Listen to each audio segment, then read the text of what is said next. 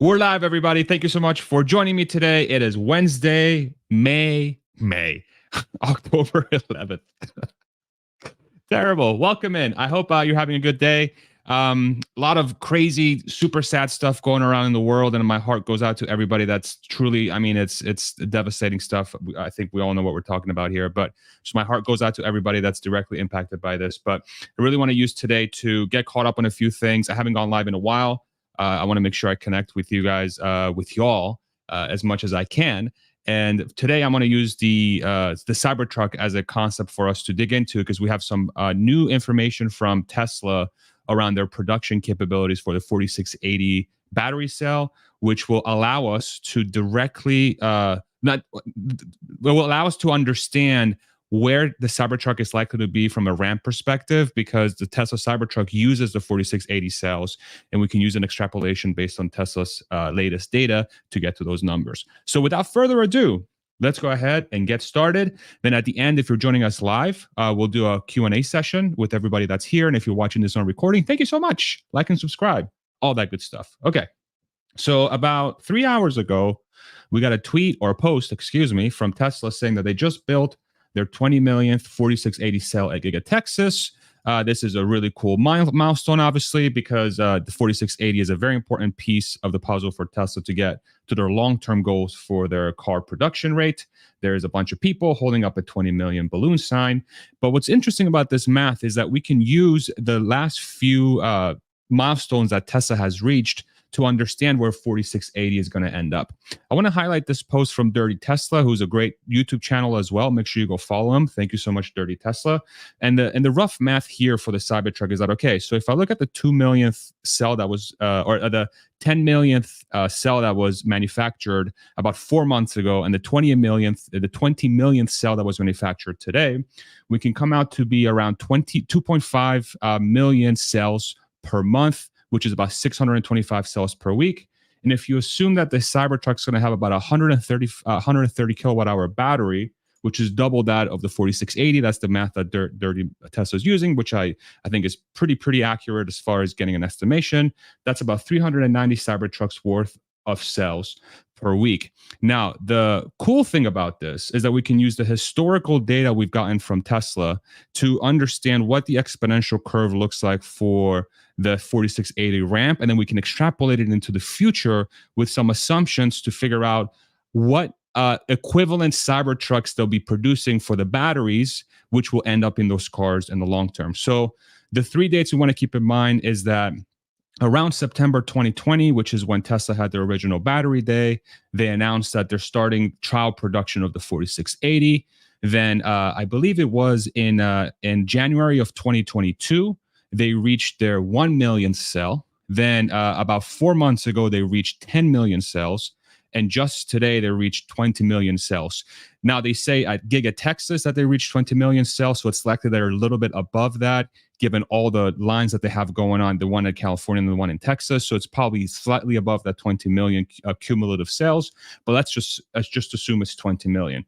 So what can we do with that data? So we can actually put it in a graph and see what the growth looks like to understand what this could look like in the future. So if we use that same math from Dirty Tesla of about 1,600 cells per Cybertruck, which is double that of the Model Y, this means that if we continue that ramp, if we put it in a graph and we see, okay, this is how Tesla is estimating their 4680s to go in the future based on the exponential ramp. We know that they had 0 starting in September of 2020, about 1 million in January 1st of 2022, 10 million, excuse me. What am I doing here? I got my math all jacked up. Give me a second. Let me go in here. I just want to make sure I have accurate numbers for y'all, and I don't want to give you guys the incorrect information. Just give me half a second. And for those in recording, I apologize. I'll make sure to get this right for y'all so that we can be 100% on the same boat here. Yeah. So it was 1 million in January 1st, 2022, 10 million in June 1st, 2023, and then 2020 cumulative in October of 2023. So if we use this graph, then we can see that if we continue that exponential growth all the way into the future, and we assume similar growth rates from September of 2020, we'll reach about 5,000 Cybertruck equivalent 4680 by October of 2024, which is roughly a year from now, right? So what's really cool about that is that we can take that number and say, okay, if we assume that a percentage of that is going to go to, say, other Cybertruck or other Tesla products outside of the Cybertruck, then we can sit down and say, okay, let's go into the future and then see what this could mean for Tesla as far as production goes through 2025. And we can make some base assumptions, like I said, around the other products. So here's what I did. I said, okay, so if we have 5,000 Cybertrucks equivalent through the end of next year-ish, that still means that, let's say, about half of that is going to go to other products, not just Cybertruck, because you still have the Model Y. You might have, who knows, the freaking compact car starting, or maybe they'll have a structural battery pack Model 3. But what I don't want to do is assume that 100% of those batteries is going to go to the Cybertruck, that at least half of those, let's say, go to another car. And so if you take that all the way through, let's say, into the next 3 to 4 years, and we assume that the ramp continues to be exponential, and then we cap it at the 100 gigawatt hours of capacity that Tesla's planning for their Nevada factory once they're at full ramp. And in case you're not familiar with that, Tesla is expanding their factory out of Nevada here in the US. They're building this brand new battery module factory that's going to allow them to get to 100 gigawatt hours long term. And this caps out, I'd say, roughly, and this is sort of like an estimation of roughly 15,000 Cybertruck equivalent production capacity in the long term. And so using that math, we can do some extrapolation and say, okay, and I'll try to keep it simple for y'all, because I know this is probably not a super, super nerdy audience that like freaking nerd than I am, but I want to make sure this is sort of understandable for everybody. So my assumptions based on all that math is that I find it really hard to believe that Tesla is going to be able to reach their, say, 250,000 unit capacity anywhere within the next 12 to 18 months. It's going to be basically impossible, because they don't have the 4680 production. If they were to ramp perfectly, even if they were able to ramp perfectly, they're still going to be quite a ways away. So here's how I'm thinking about the estimations. So for 2023, based on everything we just talked about, I'm thinking we get to somewhere around 500 Cybertrucks in 2023. By 2024, I'm thinking we get somewhere around 65,000 Cybertrucks. And then by 2025, I'm thinking we get somewhere around 325 Cybertrucks delivered to customers. Now, again, this assumes that 50% of the production of those 4680s, as long as that ramp continues the way it has been, is allocated for the Cybertruck. If, say, 100% of the production of the 4680 is allocated for the Cybertruck and that ramp continues, then you can kind of say, okay, these numbers are sort of doubled. But truly, Tesla right now is hard capped on the Cybertruck based on the 4680 production. But now we have 3 very hard data points that helps us understand how they're ramping. Now, this number here, the 325, is an interesting one because long term, if we look back at the Tesla annual shareholder meeting that happened earlier this year, Elon Musk, the CEO of Tesla, gave some guidance that said, okay, we think we're going to be somewhere around 250 and 500,000 Cybertrucks per year long term. The repeated guidance is 250. But the 500,000 number was thrown out there. And that's not shocking to me, because if you really think about the almost 2 million reservations, if those numbers are accurate, the 2 million reservations that are out there for Cybertruck, that's going to be a long line unless you sit down and you freaking ship these things like crazy. And that 325,000 number, if you put it in contrast with, say, what the Ford F-150 is doing, just not the Lightning, but every single F-150, then you can see that just in the US, in Q3 of 2023, Ford sold 190,000 F-Series trucks, so that's F-150, 250, 350, 200,000 almost in the third quarter of 2023 alone in the United States alone. That's almost 800,000 F-Series trucks just from Ford. Doesn't include GM, doesn't include Stellantis, doesn't include Toyota or anybody else, and just in one country. So that kind of helps you understand how big the market is. And so if we put that within context of this number of 325, does that really seem that unrealistic? especially when we're thinking about Model Y being the best-selling car in the world. They're probably going to get close to 1 million units in 2023 globally, which is by far best in class as far as, let's say, luxury mid-size SUVs go. They blow everybody else out of the water. And so, that number, even though it's above that low-end guidance of Tesla, I don't know, doesn't seem unreasonable, but it is capped by that 4680 production. I just want to make sure that's super, super clear. Now, what I really want to cover too is, we have all this data around what the other pickup truck makers are doing in the EV space. And I have a theory that there is the Cybertruck effect is already taking place in a sense, meaning that there seems to be data points that point to Cybertruck actually already influencing people's buying decision when it comes to an EV truck. So let me explain to you what I mean by this. So let me go ahead and disappear here for a second. I haven't done these in a while. Can you tell I'm rusty? I feel really rusty. So I apologize if this isn't super smooth. I know the first 5 minutes were confusing as hell, and I apologize for that, but we'll get back on the saddle here. So this is a graph that outlines from the first quarter of 2022 and the third quarter of 2023 the quarterly sales for the F-150 Lightning and the Rivian R1T pickup truck. Okay, now let me come back. So the green line is the Rivian R1T, and the blue line is the F-150 Lightning. The blue line comes directly from Ford's quarterly earnings report and deliveries report, where we can accurately tell and sit down, hey, this is exactly how many pickup trucks we sold to dealers, F-150 Lightning specifically pickup trucks we sold to dealer. The green line is the R1T, but it's an estimate because Rivian doesn't give us the exact R1T numbers. They tell us how many total units they sold, but in the last quarterly earnings report, they said that about 70% of the production is going to the R1S. And the R1S, if you're not familiar, the R1S is a 3-row SUV from Rivian, which is on the same platform as the pickup truck, the R1T. So if we use those numbers and we say, hey, I'm going to assume you reached that 70% production for the R1S over the long term for the last few quarters, what this shows is that the sales for the R1T and the Ford F-150 Lightning have actually already peaked, which is really, really strange. And the reason why that's strange is because if you look at the rest of the EV sales from both Ford and Rivian, you can see Rivian with the R1S and their Amazon delivery van. I mean, boy, they are freaking killing it. And I'm seeing this this R1S SUV freaking everywhere now. I don't know if you are too, but I'm seeing it everywhere. It looks sick. It really does.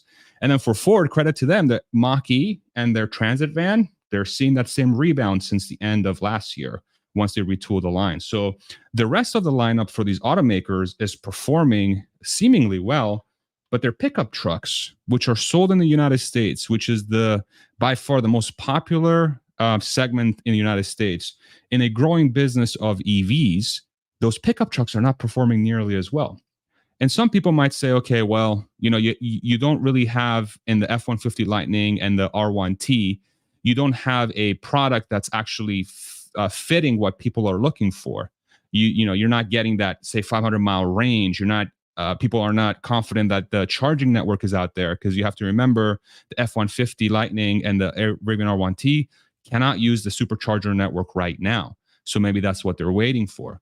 But I think there's also this effect of this Tesla Cybertruck's coming pretty damn soon, and we just saw, at least from my estimations, what the ramp could look like for the deliveries, right? So that's pretty interesting to look at, and I just wanted to make sure you guys were aware of that, because this is weird.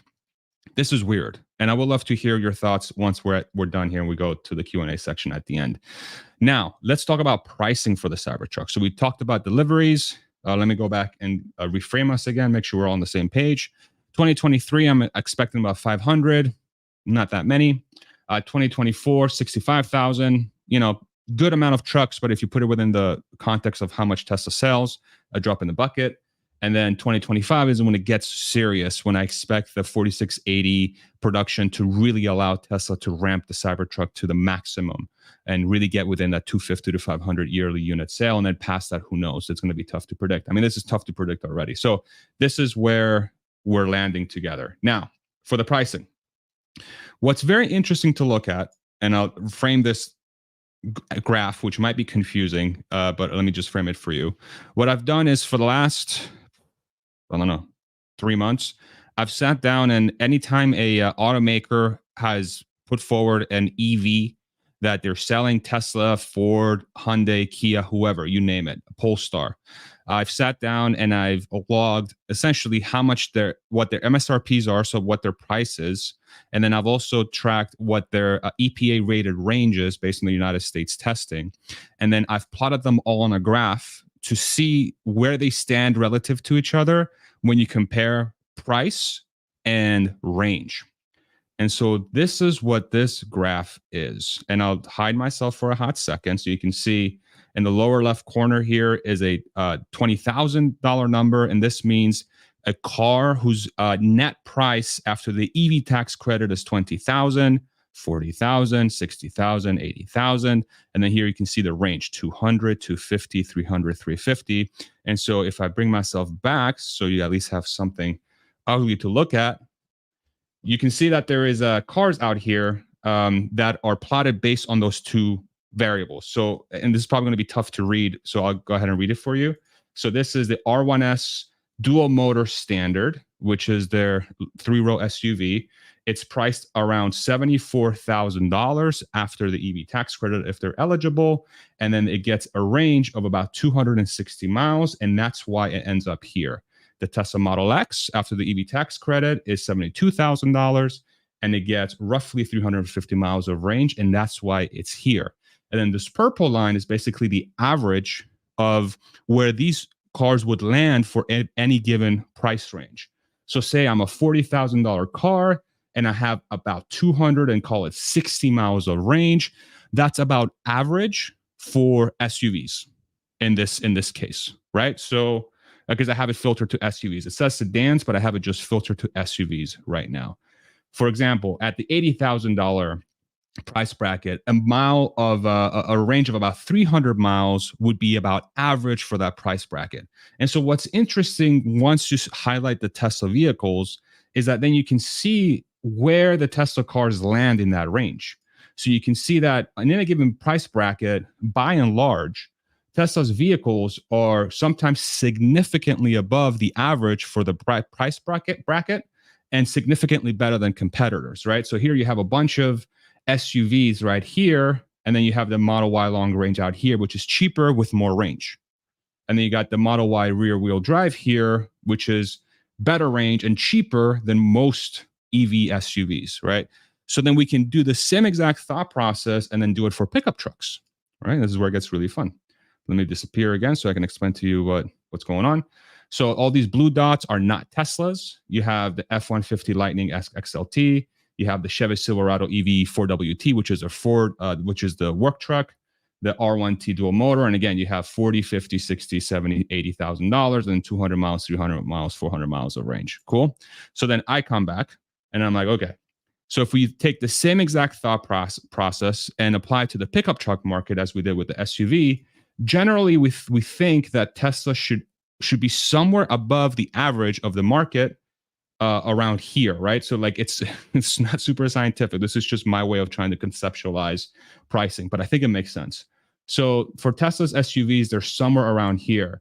So the pickup truck should be somewhere around here, right? If you assume that Tesla's competitive advantage is going to remain for pickup trucks as it is for SUVs, as it is for sedans in any price bracket, one would think that the same exact advantage is going to retain for pickup trucks. There's nothing fundamental there that would say, no, that's not the case, right? So under that assumption, then we can sit down and say, okay, so if Cybertruck's going to be around here, then we can kind of plot out and make guesses on where the performance is going to go, where the dual motor long range is going to go, let's say whatever the hell they call the Cybertruck, and where the, let's say the down market Cybertruck is going to go. So that's what I did. So I did, okay, here's where it's going to be. And then I sat down and I actually put numbers to it. And I've done predictions before for pricing, and I'm officially going to change them again, because a lot has happened. And the reason why is the Model X went down in price, the Model Y went down in price, the Model 3 went down in price. And I think Tesla did this to really get the market ready for the Cybertruck, because they don't want a lineup where, let's say, a pickup truck Cybertruck, if it comes out at a certain price and a Model Y is priced too high, then all of a sudden you've de-incentivized people from buying your best-selling product by offering too good of a value for the Cybertruck. And this is where the pricing strategy comes in place, and it's really, really tough. So let's go ahead and share where I think this is going to be. And I'm going to go ahead and zoom in so that you guys can see this a little bit better. Hopefully it's a little bit more clear on the screen. So my prediction, totally unofficial, super unscientific, makes sense to me. It's probably wrong, but we'll say it anyway. I think Tesla's going to come out with a tri-motor performance pickup truck of about 450 miles of range. If we sort of use that same graph we're doing there, obviously going to be all-wheel drive, technically with 3 motors, 2.90 to 60. These are relatively well known as far as the towing and bed length of 78 inches without the tailgate down, and 14,000 pound towing at full load. I expect them to come out with that truck at about $79,000 before the EV tax credit. And after the federal EV tax credit, it's going to be $72,490. And I'm predicting the dual motor extended range, which is not going to be the performance, let's say 1 notch below. 430 miles of range, could be higher, could be 450, but I'm going to go with 430. All-wheel drive, 2 motors instead of 3, 3.90 to 60, same exact length of the bed and towing, $69,420. Okay, got it. $7,500 EV tax credit on top of it because it's going to use a bunch of American materials, just like the other one. And so after EV tax credit, $61,920. And then sometime far into the future, and I'm talking far, like far into the future, probably 2026 and on, I think Tesla will be coming out with some sort of lower tier model that's going to be cheaper, because I just expect them to have so much demand for this damn truck. That's going to be somewhere around a 370 mile range pickup truck, maybe more. You know, over time they'll should boost the range, so it should go up about 5 seconds 0 to 60, 10,000 pound towing, 78 inch bed without the tailgate down, 59.9 MSRP, and with the $7,500 tax credit, it'd be 52.4. And so what's interesting now is that if I take Tesla's entire lineup and I sort them from cheapest net price to highest net price with these guys in here. So here's the Tesla Model 3 standard range and where it would sit. So this is after the latest, the $2,000 price decreases that Tesla has had. You can see that the Tesla Model 3 standard range is going to be basically the cheapest car available until that compact car comes out. $116 per mile of range you purchase for the car. And then you start going down the list from a net price perspective. And then somewhere in the middle of Tesla's lineup lands the Cybertruck, which I think is the right place for it. Just talking about like overall, how should Tesla think about its total, like its lineup and how they should sell it. It makes sense for the Model X and the Plaids to be at the top, and it makes sense for their SUV and their sedans to be at the bottom. And the pickup trucks are going to be somewhere in the middle. And this is very similar to how every other automaker does it. And so when I put it within the entire lineup, I'm like, okay, this kind of checks out. This kind of makes sense. But who knows? The other thing we have to keep in mind is that depending on how big of a wait time it is and how much demand there is out there, and say, the one Cybertruck just went for $400,000 an early VIN. They auctioned it off at the Peterson Museum, I believe, and it went out for somebody bid $400,000 on an early VIN Cybertruck, which implies that every early VIN Cybertruck that rolls off the line will be priced around that. It would go down because it becomes more scarce, or less scarce rather. But that's a lot, man. And so the assumption there becomes, okay, so these prices will probably be accurate for the long term, but we could see a dramatic spike at the beginning to try and have production meet demand, and then over time to lower the price into these levels. But yeah, very, very interesting. Super, super interesting. And last but not least, and then we'll go to Q&A because I feel like I've been rambling for so long. This was announced by Tesla where they're coming out with wraps from the manufacturer for the Model 3 and the Model Y starting. But I think what's interesting about this news is that this is probably a setup for Cybertruck so that people can customize their trucks. Remember that Cybertruck comes with a stainless steel body and you won't be able to get it with the color, but now Tesla has given customer the ability in 2 select stores in California to start, because this is probably trial production or whatever you want to call it, to wrap your car between $7,500 and $8,000, right? And this is a PPF, which is a lot more fancy. It should stay on the car for years. It's like the high quality version of a wrap. And you can get it in 7 different colors. You can get it in glacier blue, which is so good. Forest green, not a big fan. Satin rose looks sick, in my opinion. Slip gray looks, I think that might be my favorite one. It just looks so clean. Ceramic white looks great as well. Then you got satin stealth black, which is basically a almost murdered out car. And then the crimson red, which also looks great. So what's interesting about this is that now Cybertruck probably is going to come with this. It's probably going to come with the ability for a customer to get the wrap straight from the manufacturer, which is going to delete the paint process for them, but it will introduce the wrapping process at the service center. And then if Tesla is able to figure out how to get the materials at a very cheap cost, and they can really streamline the process of wrapping the car. Think about Cybertruck. It should be extremely easy to wrap that truck because it has very straight edges, and that's super helpful for wrapping. Then all of a sudden you have a pretty good margin sort of business added on top of Tesla. Well, if they charge $7,500 for a wrap for the Cybertruck, I would be hard pressed to think that materials plus labor will be any more than half of that. So, which means it's about a 50% margin, call it. So, yeah, who knows? Who knows what's going to come out of it? So, let's do some Q&A. Thank you so much for sticking with me so far. Again, apologies for the weird beginning there. I haven't done this in a while. A little bit out of practice. But drop a question if you'd like. If you're live, put question before your question, so it's easy for me to find you, and we can talk about it. Cool. Let's start with this one. Matthew, will Elon insist on a 500 plus range CT version day one or in the future? Yeah, I mean, so when the Cybertruck was originally unveiled, it was unveiled with a 500-mile range, or back in 2019. And so my 450-mile range is, let's call it conservative. I just think if you put it within the context of the market and sort of how the market has changed from a dynamics perspective, a 450-mile truck range, 450-mile range, you know what I mean? That might still make sense for the overall market, but who knows? Tesla does tend to over-deliver sometimes when it comes to these ratings, at least versus the original announcement. So it could very well be 500, which will, of course, will put those trucks even more competitive versus the competition. So we'll see. We'll see what happens there.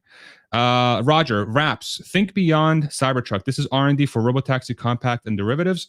Well, I don't know if Robotaxi Compact, what wrapping would make too much sense in the long term, because you think about the value of Robotaxi is that it's a car that can pick up anybody. Really, ownership of a car becomes weird at that point. And so do you really want to add additional costs in something where you want to keep the cost per mile as cheap as you can? For compact, maybe, because as long as people own it, that could make sense. But yeah, it could be a big piece long term. But I think this is more of a, let's get Cybertruck to be as sick as possible and offer it as a way for customers to customize their trucks. Because you think, I mean, that thing's going to be hella customizable. Producer wife. Mwah. Love you, baby. Welcome in. Let's see. How accretive will the Cybertruck be to long-term earnings in your view? I think it's going to be impactful, especially if they get to a run rate that's somewhere similar to Ford's F-Series trucks. Ford's F-Series is that's the bellwether for Ford. It's the thing that brings them all the money. If Ford doesn't have the F-Series trucks, they would have gone bankrupt 1,000 years ago before they even existed.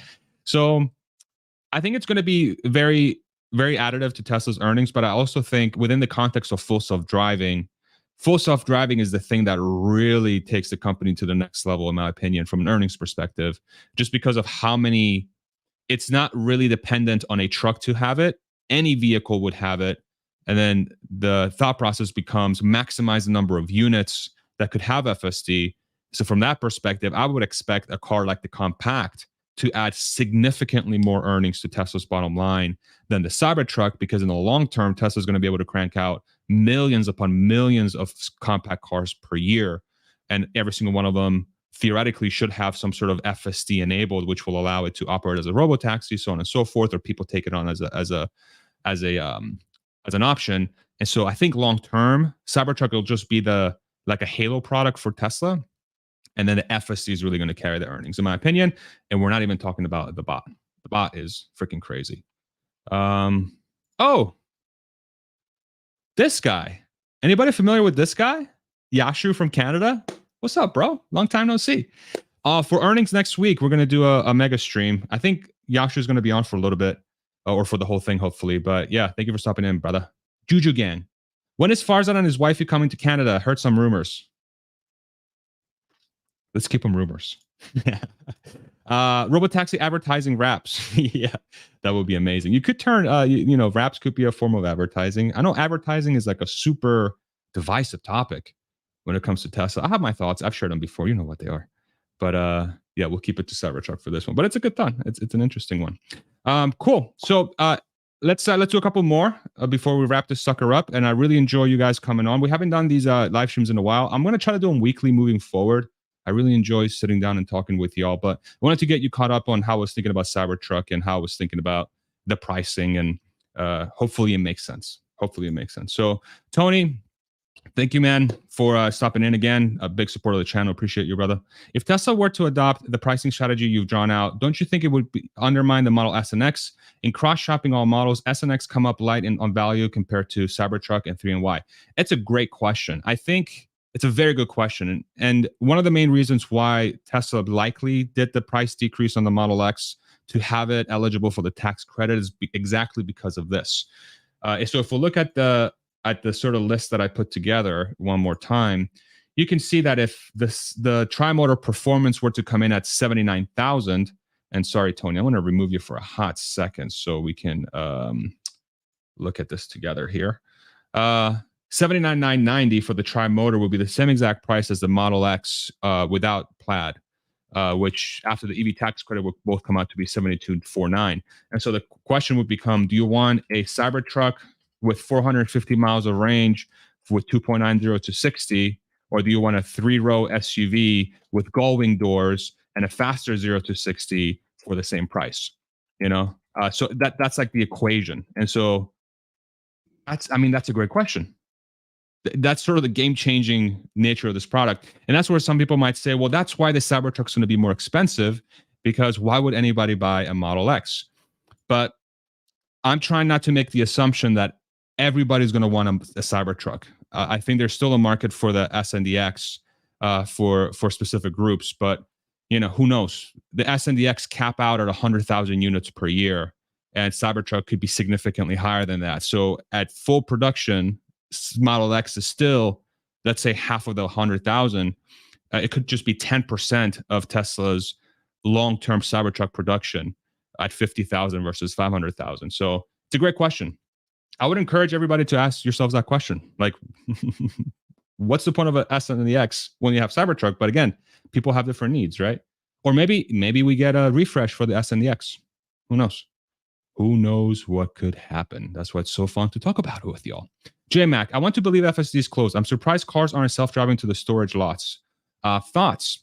Yeah, I mean, from my perspective, the latest versions, the 11.4, and so on. I just got 11.4.7.2, I think is the latest one. It's phenomenal, super good. I've talked about it many times on this channel. I've effectively given up driving. I'm a monitor now. I'm like a co-pilot to the system. So yeah, it's FSD for my use case is close. It's extremely close. I think we're a few nip and tucks away from this thing operating like a Waymo or a Cruise in downtown Austin. But let's just wait and see. I think with the full self-driving thing, just like the Cybertruck long-term ramp thing, even though I have a 325,000 number for 2025, I'm nowhere near close to 100,000 for next year. I'm nowhere near close to 1,000 for this year. So FSD, my lesson has been lower your expectations, but enjoy just how freaking awesome it is, because I've stopped driving. at some point, those two things come together. So we'll just wait. We'll wait and see what happens. So there were a bunch of smart ass people there. Smart as hell, and I'm sure they're smart asses too, but they have a lot of people there. What rapper would the best rap? What rapper with the best rap? I don't know. I don't even know how to answer that question. Thank you. Clarity on RT wraps, especially for Cybertruck. What do you think about wrapping your RT fleet to earn advertising income from outside companies? Yeah, I mean that's a possibility. I think the wrapping question is a opens up a bunch of different opportunities for sort of Tesla's product line. I haven't super thought about it. From my perspective, I think wrapping is like just it's for my needs is making a truck to look extremely unique. It's already super unique, but then you take it as another step forward and you're like, holy crap, this thing is like nutso. It's freaking insane. And so you really stand out. So yeah, I mean, there's a lot of different opportunities with this thing. So yeah, it's wild. Okay, let's do the last one from Johan. What are your expectations regarding the percentage of Cybertruck's buyer who will opt for full self-driving technology compared to the other Model 3 and Y? So this is a very interesting question. So Model 3 and Y in the United States, I believe, is around 15%, 1.5 of the, maybe slightly higher now, but it's around that take rate. So I would expect Cybertruck, the early models, let's say the first 10,000 I'd go off the line, I would expect to all of them have FSD, probably, just because people can afford it, and why not? At the very least, they'll do like the monthly. But as you go down the ramp or up the ramp curve, the percentage of people that will take on FSD will need to ensure that the amount of money they're willing to part ways with aligns with what the software is giving them. So, and that's fully dependent on full self-driving becoming super usable for a lot of people. So if full self-driving by the time Cybertruck is ramped is, let's say, finished to the point where 80% of Tesla drivers are comfortable turning it on, then I think that will also apply to Cybertruck to an extent, depending on the use case. The interesting thing about Cybertruck is that it's an off-road vehicle. You can do a lot of stuff with this where maybe full self-driving is not the smartest thing to have. But I just don't see why at least a monthly subscription will be taken on by people when folks get to experience just how game-changing this is. So that's my thought process.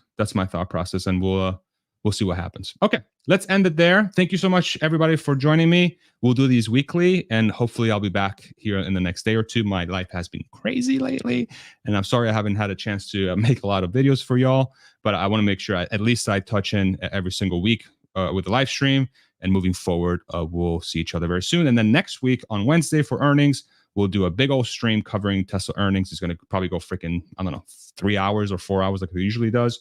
So I very much look forward to seeing you there. Mwah. Love you guys. Let's see if I remember how to do this properly. Okay. Have a great day. Bye-bye.